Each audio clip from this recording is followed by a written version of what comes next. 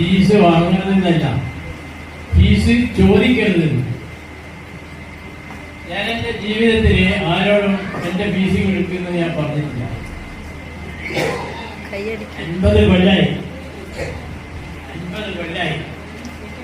ഈ വാഗ്ദത്തം ഞാൻ പാലിക്കുന്നു. മാതൃകയാകാൻ വേണ്ടി പറഞ്ഞതാണ്. നന്മകൾ ദൃഢനിശ്ചയത്തോടുകൂടി ചെയ്യാൻ പ്രതിജ്ഞയെടുക്കണം, അത് പാലിക്കണം.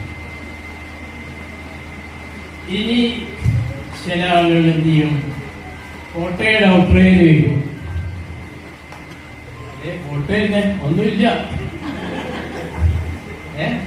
ഞാൻ പറയും ആയിക്കോട്ടെ, ഞങ്ങൾ പോയിക്കോന്നറിയും. അതിനെനിക്കത് പ്രത്യേകിച്ച് ഇൻവിഷ്ടമൊന്നും തോന്നിയില്ല. ഇപ്പോൾ തോന്നുന്നില്ല. ഇപ്പോൾ ആൾക്കാർ കയറി വരുന്നുണ്ട്.